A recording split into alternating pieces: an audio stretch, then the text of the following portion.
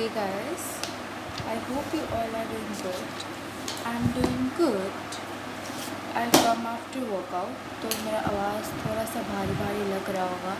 मैं एकदम पसीने से लथपथ हूँ, लेकिन मुझे अभी मतलब हाउ टू टेल मैं ना आज बैठ के सारे चैप्टर्स को कंप्लीट ऑफ कर लूँगी। जैसे कि नेचर ऑफ जो सोर्सेस है वो geographical settings and then geography को भी पढ़ा दूँगी, क्योंकि फिर मेरे पास टाइम नहीं होता है शूट करने का। आज ज़रा सा टाइम निकाला है तो टाइम निकाल लेंगे। और ये है एंशियंट इंडियन हिस्ट्री, जैसा कि आप लोग को पता ही है, by Ananya Mishra. Nature of sources and historical construction by R S. Sharma. देखो, सबसे पहले क्या करना है, सब्सक्राइब कर लेना है सरस्वती चैनल को, लाइक कर लेना है अगर आप मेरे एफ़र्ट को प्रेस करना चाहते हो, क्योंकि ये सब मैंने खुद से लिखा है एंड इसे करने में कितना मेहनत लगा है मुझे पता है। फिर कमेंट कर लो मोर रिव्यूज़ के लिए, फिर शेयर कर लो इस वीडियो को with your loved ones. Okay, loved ones signifies your friends, families etceteras. Okay, don't go on another type of directions. Okay okay, topics क्या क्या कवर हुए एक बार बता देती हूँ। ओके, टॉपिक्स का कोई रिव्यू नहीं है जैसे लास्ट वीडियो में था, बिकॉज शायद इसका फ़ॉन्ट साइज़ मैच नहीं कर पा रहा। कोई बात नहीं, मैं नेक्स्ट वीडियो पे ध्यान रखूँगी। अभी के लिए स्टार्ट करते हैं। ऐसा कलर लेते हैं जो इसके फुल इस थीम के साथ जाए, क्योंकि मैंने डार्क थीम ट्राई की है। Let me know in the comment down below कि ये डार्क थीम कैसी है। सबसे पहले इंटरनेट ऑफ करना है यार, नोटिफिकेशन कुछ भी आ सकता है। तो अभी हम लोग रेडी करते हैं हमारे टूल बॉक्स को और उसके साथ कॉप अप करते हैं। Okay, this is our tool box, brush and I think colour will be white as good, because नहीं ब्लैक तो नहीं ले सकते ना। अच्छा, पिंक ट्राई करते हैं फॉर टुडे। देखो, हर चीज़ जो लिखी होती है ना, मैं उसको नहीं पढ़ती हूँ, मैं जो कहना चाहते हैं ना वो मैं तुमको वो समझाती हूँ। तो हम लोग ना सिर्फ उसी चीज़ से फोकस करेंगे। The method of archaeology help us to recover the material remains of the past relating to ancient, medieval and modern period of our history. मतलब आर्कियोलॉजी जो है ना, हमारे एंशियंट, मिडिवल, मॉडर्न हर पीरियड ऑफ हिस्ट्री के लिए हमें information बताया जाता है। And archaeology is use to study pre history, ये फ्री हो गया, ये प्री होगा, history and ancient history. Pre history is consider with the period. अच्छा ओके, एक मिनट, जस्ट मुझे एक कैजुअल रीडिंग करना है। देखो, मैंने रीडिंग कर लिया है और इस पैराग्राफ में यही बताया जा रहा है कि if we divide this line, यहाँ पे हमारा प्री हिस्ट्री मतलब हिस्ट्री, यहाँ से हिस्ट्री तब से स्टार्ट हुआ है जब हमारे पास रिटन रिकॉर्ड्स अवेलेबल हुए हैं। ठीक है, जब से हिस्ट्री, जब यहाँ पे रिटन रिकॉर्ड्स नहीं थे तब इसे कहा जाता था प्री हिस्ट्री, और इसको हम लोग प्रोटो हिस्ट्री भी कहते थे। ठीक है, अब इस पीरियड के बारे में इन्फॉर्मेशन हमें कौन देता है? It's said bye archaeology. और ये पीरियड कौन सा पता है? वो स्टोन एज। ओके, जिसके बारे में हम लोग क्लास 6 के एनसीईआरटी में पढ़े हैं। हमने क्लास 6 के एनसीईआरटी को पहले ही कवर अप करवा दिया है एशियन हिस्ट्री को करने से पहले। You can go and check on my checklist, मतलब playlist, and checklist बोल रही हूँ, प्ले लिस्ट पे। अब क्वेश्चन आता है आप लोग के माइंड में कि ये सारे जो चीज़ें थी बेसिकली जो भी आर्कियोलॉजिकल रिमेन्स थे वो कहाँ कहाँ फाइंड आउट हुए हैं। तो सबसे पहले हिल्स के नीचे, स्लोप्स ऑफ द हिल्स, इस पोर्शन पे, रिवर वैलीज़ पे, क्योंकि मोस्ट ऑफ सिविलाइजेशन रिवर की होती थी। अब आप लोग कमेंट करके बताना कि रिवर की सिविलाइजेशन क्यों हुआ करती थी। ओके, इस साइड मिली है, फिर बहुत सारे प्लेटूज़ के साइड में मिले, जहाँ जहाँ सेटलमेंट हुआ है, ऑब्वियस सा बात है वहाँ पे रिमेन्स पाए गए हैं। न्यूमरस स्टोन टूल भी फाउंड हुआ है, क्योंकि पहले ही बता दिया। ओके, वेट, क्योंकि मैंने पहले ही मेंशन किया that it was stone age, जहाँ पे प्रोटो हिस्ट्री जिसको कहा प्रोटोन हो गए, प्रोटो हिस्ट्री होगा। ठीक है, जैसे कि 3rd सेंचुरी बीसी से अशोकन के जो इंस्क्रिप्शन से providing solid evidence of historical structure.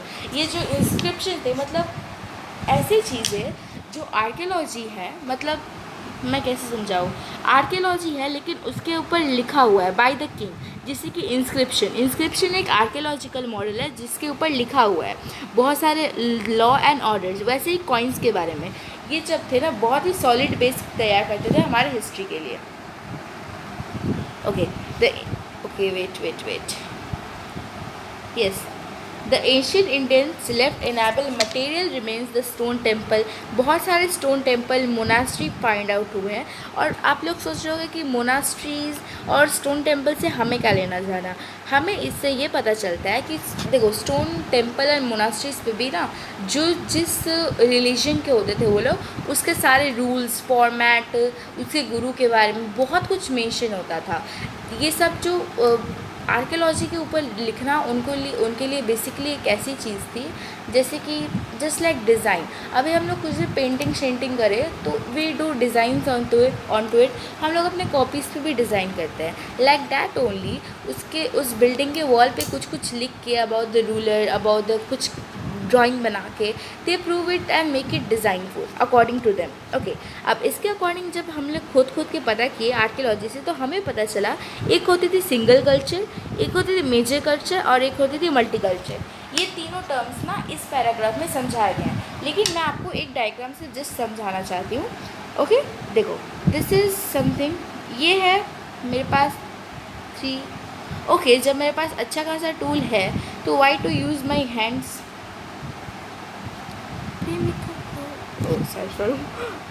This is one culture. अगर यहाँ पे सिर्फ आर्यंस रह रहे थे, आर्यंस के बारे में नहीं पता, कोई बात नहीं, हम लोग एंशियंट हिस्ट्री में कवर अप करेंगे। लेकिन अगर आपको अभी बेस तैयार करना है, मैं बार बार बोल रही हूँ 6 के एनसीईआरटी को चेकआउट कर लेना। देखो यहाँ पे थे सिर्फ आर्यन, धीरे धीरे करके इस वाले पोर्शन पे आर्यंस रहने लग गए, यहाँ पे एक अलग कल्चर आने लग गया, ठीक है। लेकिन अगर मैं अलग कलर से इंडिकेट करना चाहूँ तो वेट, इसका डर था वही हुआ। ओके, फिर से स्टार्ट करते हैं। यार ये इस चीज़ से मैं बहुत ही इरिटेटेड फील करती हूँ लिजिट। ये पोर्शन क्या है, जब हमारा एक कल्चर हो आयरन वाला, ये मैंने पॉइंट समझा दिया है। ये वाला कल्चर क्या होगा और ये वाला कल्चर क्या होगा, दूसरा कलर लेते हैं और इंडिकेट करते हैं। देखो ये कल्चर थोड़ा पोर्शन में, और ये जो पिंक वाला कल्चर है ये ज़्यादा पोर्शन में है। दैट्स मीन ये है तो हमारा एक सिंगल कल्चर होगा, ये हो गया मेजर कल्चर। और मेजर कर रहा है कौन, रूल कर रहा है pink one.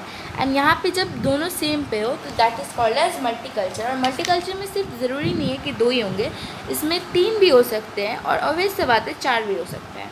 Okay okay, next बताया गया है कि डिगिंग कैसे हो सकती है। अब आर्कियोलॉजी को फाइंड करना है तो खुदाई तो तुम्हें करनी पड़ेगी। खुदाई या तो आप, okay let me be ready with my tool box.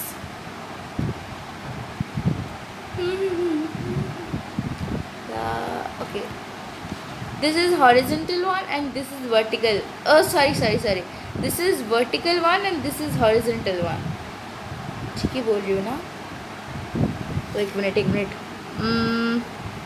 हाँ सही बोल रही हूँ, नहीं गलत बोल रही हूँ मैं। जो सही बोल रही मैं, क्या कंफ्यूजिंग है यार ये। This is horizontal one and this is vertical one. Okay, and horizontal का जो ये था ना, ये जो थे थोड़ा सा एक्सपेंसिव था। पता है कैसे कर सकते हैं, कैसे खुदाई होती थी इसमें, एक लाइन वाइज। जैसे कि ये मेरे पास एक पूरा एरिया है तो मैं पहले इस एरिया को हटाऊँ, फिर इस एरिया को ऐसे होती थी, ठीक है। लेकिन इसमें क्या फ़ायदा होता था कि सिर्फ एक कल्चर के बारे में हमें सब मिल जाता था, फिर नेक्स्ट कल्चर के बारे में हम लोग जानते थे। ये था हमारा हॉरिजॉन्टल के बारे में। ये एक्सपेंसिव भी होती है और बहुत कम होती है। सबसे ज़्यादा होती है वर्टिकल वाली। वर्टिकल वाली कैसी होती है, ऐसे, मतलब यहाँ पे कोई कल्चर, यहाँ पे कोई कल्चर, यहाँ पे कोई कुछ यहाँ से लिया, कुछ यहाँ से, कुछ यहाँ से। इससे क्या होता है, क्रोनोलॉजी होती है। क्रोनोलॉजी मतलब पीरियड के बारे में पता चलता है कि एक पीरियड के बाद कौन से डायनेस्टी रूल पे आई और दूसरे पीरियड के बाद कौन से डायनेस्टी रूल पे आई। Okay, and what I was saying कि ये जो होता है बेसिकली हम लोग जो डिगिंग देते हैं वर्टिकल वाला ही होता है, हॉरिजॉन्टल बहुत रेयर होता है। ओके, एंड अब यहाँ पे नेक्स्ट पैराग्राफ में बात किया जा रहा है कि कहाँ पे हमारा जो आर्कियोलॉजिकल रिमेन्स है वो ज़्यादा अच्छे से बेटर तरीके से रह सकता है। ओके, मैं यहाँ पे आपको 2 कंडीशन दे रही हूँ। यहाँ पे मेरी एक आर्कियोलॉजी नंबर A है और यहाँ पे B है। ये वाला जो रीजन है यहाँ पे रेन होता रहता है बार बार, ठीक है, रेन रहता है। फिर यहाँ पे ट्रीज़ बहुत है, मतलब एरिया बहुत ही कंस्ट्रक्टेड है। यहाँ पे रेन एकदम भी नहीं होता, एकदम लेस रेन होता है यहाँ पे, ठीक है। और एरिया भी फाका है। आपको पता है कहाँ पे बेटर तरीके से हमारा आर्कियोलॉजी रहेगा, एज यू ऑल नो। और सही जवाब जिनका भी ए जवाब है that is the correct answer, because यहाँ पे जब नहीं रेन हो रही है, ना ही मॉइस्चर है क्लाइमेट में। तो जो जैसा है ना आर्कियोलॉजिकल ठीक वही से हमको फाइंड आउट होगा।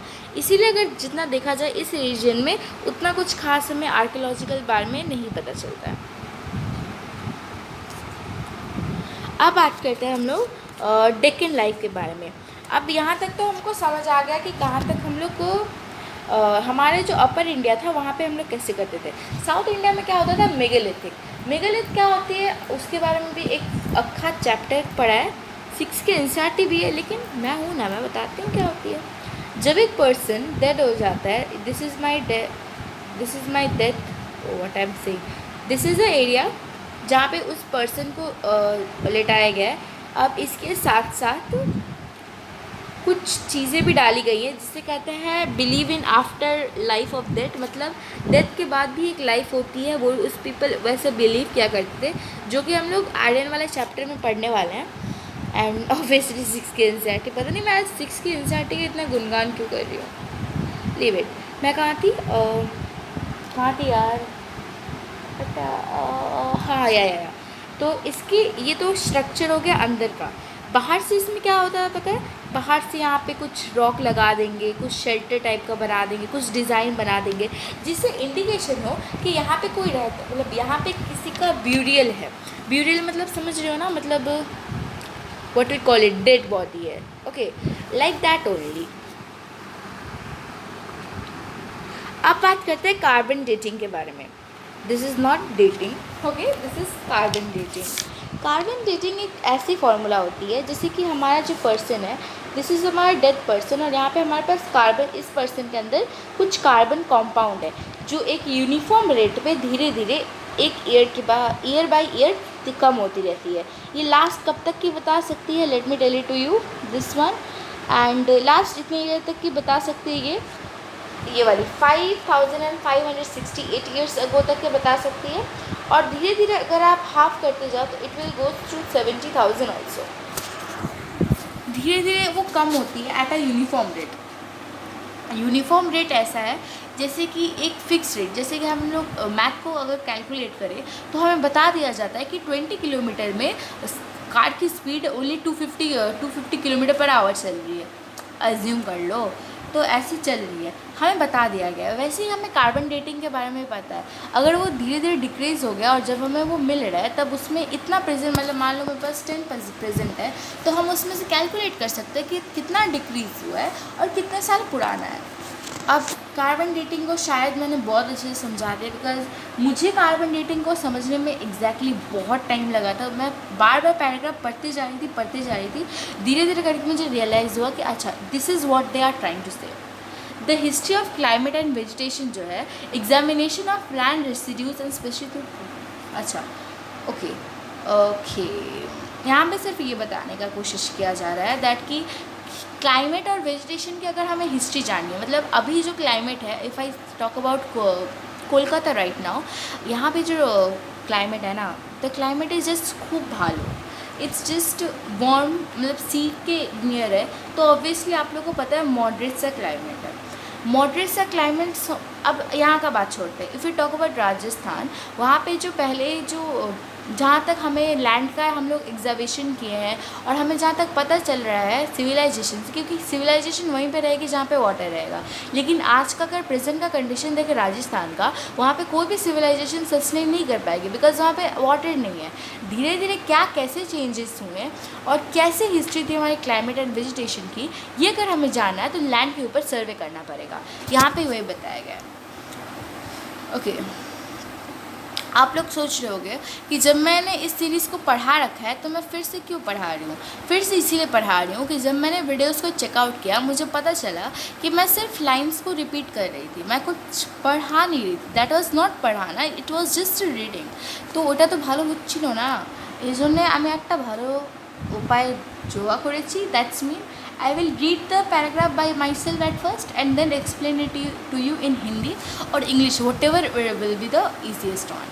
ये बहुत बड़ा चैप्टर है, विजिट बहुत बड़ा चैप्टर है ये। अगर मैं आपको शो करूँ, मैं इसे ऑब्वियस सा बात है पार्ट्स में पढ़ाने वाले, बिकॉज शायद नहीं पढ़ा देंगे, सब मुझे जाता है। फटाफट चलते कॉइन्स पे, coins. Where did it go? देख रहे हो कितना बड़ा है बायकॉट। Coins, yes. देखो कॉइन्स कैसे हमें हेल्प करती है। अच्छा मैं शायद इसे यूज़ नहीं कर रही हूँ। कॉइन्स हमें कैसे हेल्प करती है? सबसे पहला तो हमें पता चलता है उसका मॉडर्न बैंकिंग सिस्टम। अगर कॉइन है आपके पास और उसमें मिंट किया जा रहा है राजा के बारे में, सबसे पहले देखो यहाँ पे सारे पॉइंट मैं जानती हूँ। एक कॉइन लेते हैं, हमारे पास ये है, हमारे पास एक कॉइन, ये कॉइन है हमारे पास किसी बी डायनेस्टी की और ये ए डायनेस्टी की। ये है गोल्ड की, ये है गोल्ड की, ये सिल्वर की।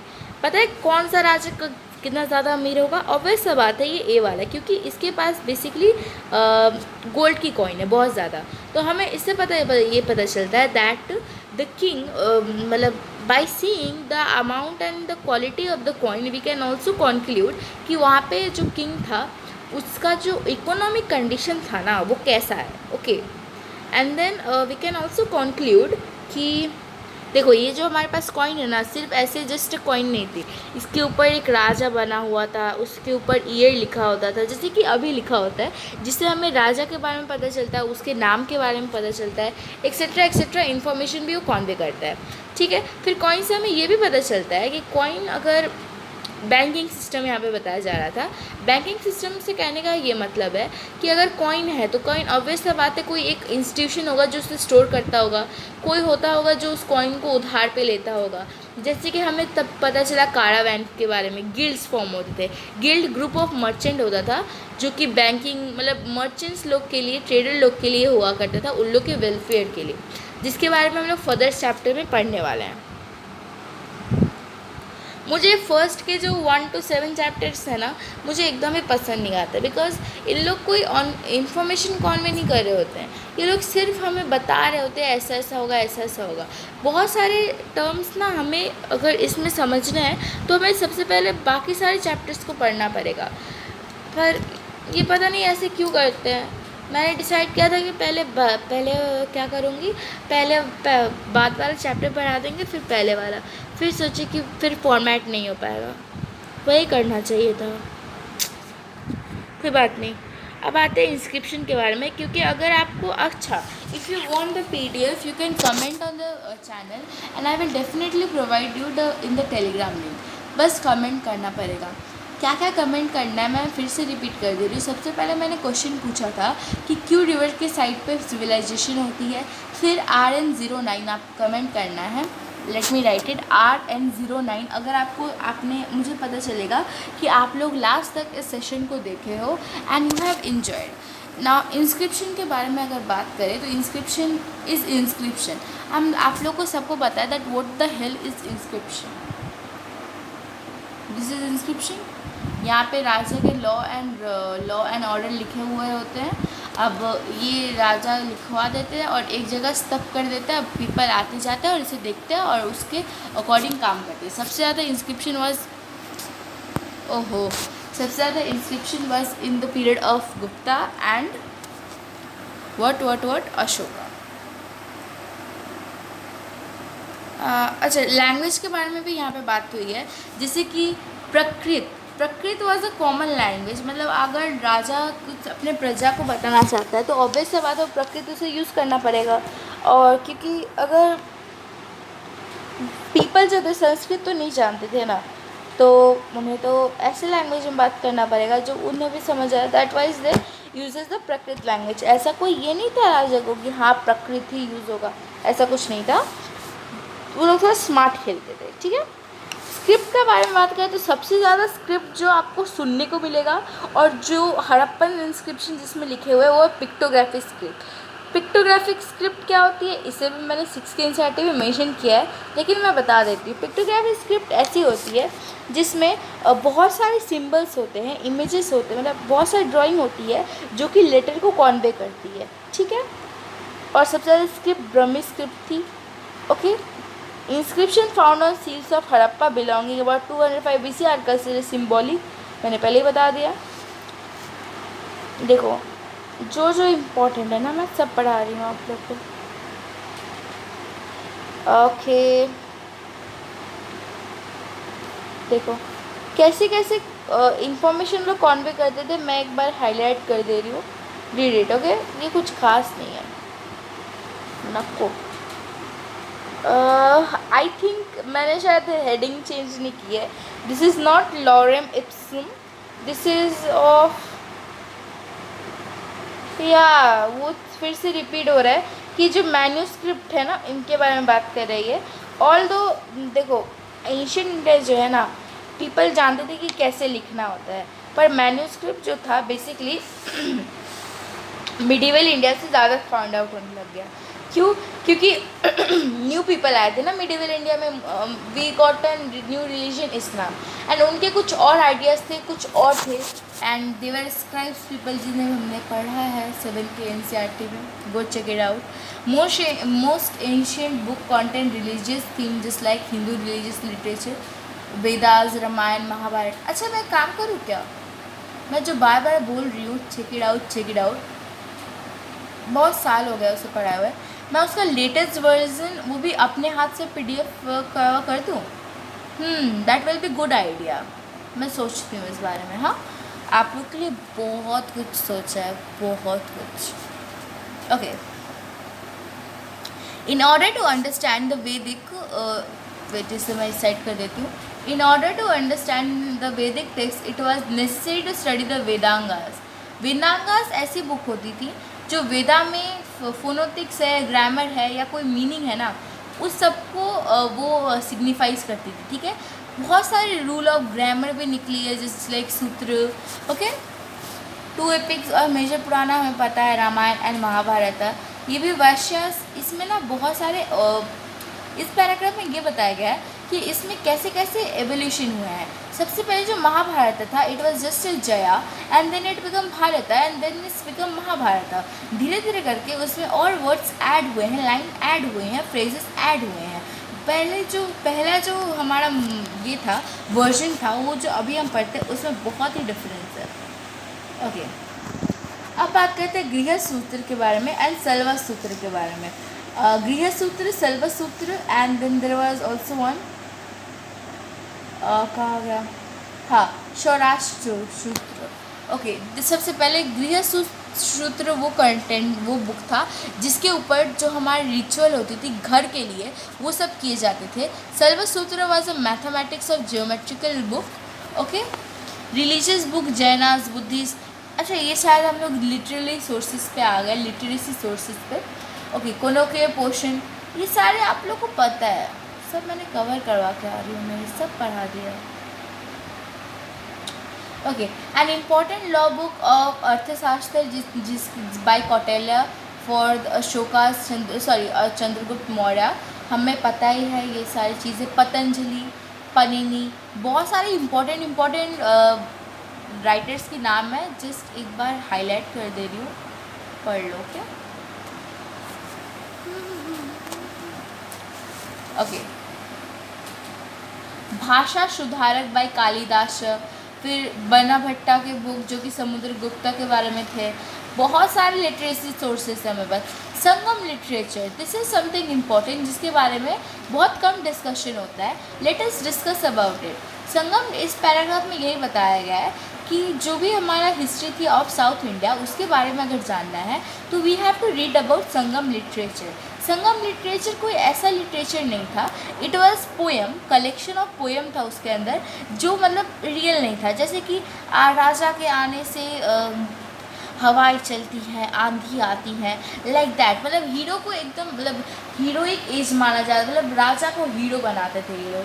टाइप ऑफ हीरो की एंट्री नहीं होती है फिल्मों में, वैसे ही वहाँ पे लिखा होता था। लेकिन उसमें से आप सोचोगे उसमें से कैसा इन्फॉर्मेशन, बहुत सारे पोएम में ना हमारे सोसाइटी की कंडीशन को उस टाइम पे बताया जा रही थी, जिससे हमें पता चल गया। Okay, I think you all समझ about this.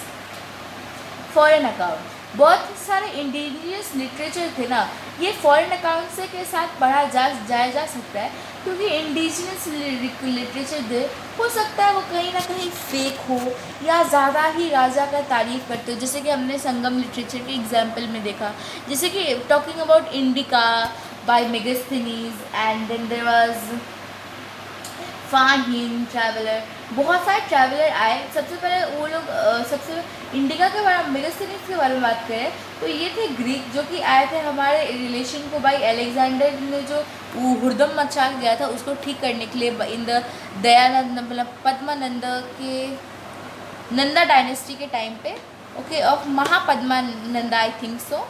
And then Fahien ताजिन ये बुद्धिस्ट मोनेस्ट्री के लिए आया था। चाइनीज़ ट्रैवल में बता दिया ये वाला। Village study lyrics, my God it's not lyrics.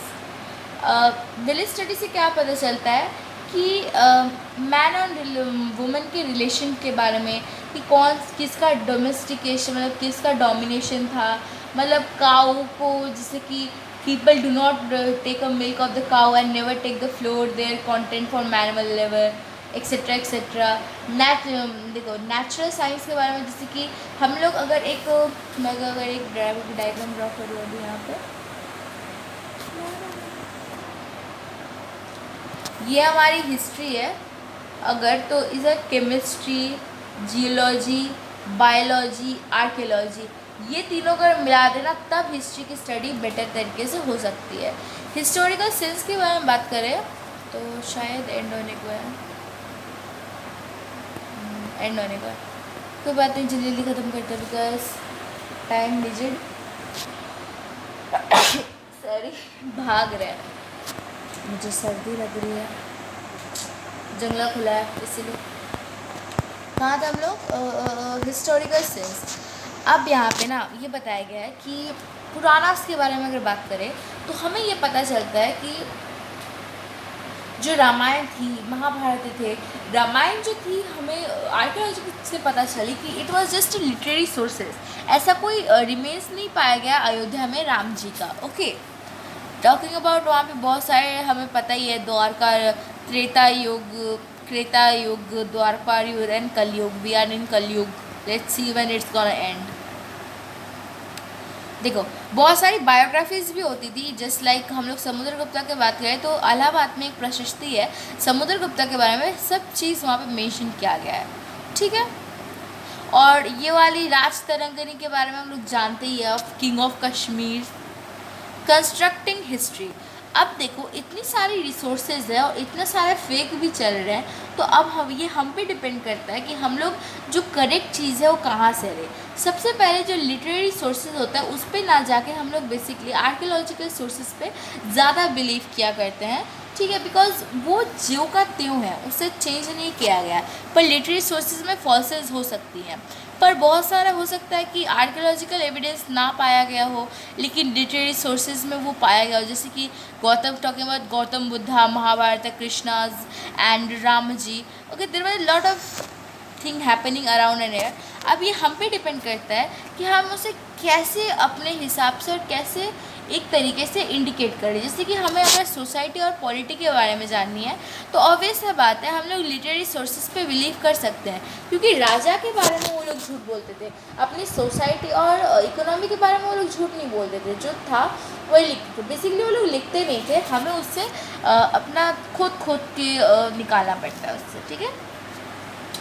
Puranas की जो माइथोलॉजी है ये यहाँ पे मेंशन किया गया है, वही सेम चीज़ जो मैंने बताया गया। देखो हम पे ही डिपेंड करती है कि हम हिस्ट्री को कैसे ले सकते हैं। अगर हम चाहें तो उसे एक बेटर वे में ले जा सकते हैं, अगर अच्छे से लेके रैशनल व्यू लेके, जो अच्छा है वो ले लो, जो ख़राब है वो फेंक दो। This is the view called as rational view, ये व्यू ले सकते हैं, या फिर सब ले लेंगे और सब गुरगोबर कर लेंगे, नील बट्टे सन्नाटा और कुछ नहीं। ये होता है हमारा एंड ऑफ द चैप्टर। पहले चलते एकदम फर्स्ट वे। अभी तक अगर देखो टाइम देखे अगर, तो मैं 28 मिनट मतलब 30 मिनट से बोल रही हूँ। अगर 30 मिनट के बाद भी अभी तुमने सब्सक्राइब कर देना, लाइक कर दो, कमेंट कर दो, शेयर कर दो। कमेंट क्या कर सकते हो, RN09 बता दिया, जवाब दे देना क्यों सारी सिविलाइजेशन रिवर के पास होती थी। शेयर कर दो वीडियो, किसी एक फ्रेंड के साथ शेयर कर देना। और सब्सक्राइब तो तुम लोग अगर न्यू सब्सक्राइबर हो तो सब्सक्राइब कर देना, अगर पुराने हो तो स्टे विथ मी। तो this is the end of the chapter. और मैंने जैसे बोला, सोच रही हूँ मैं आप लोग की NCERT को भी कवर करूँ, तो let's see what will happen. Till then take care.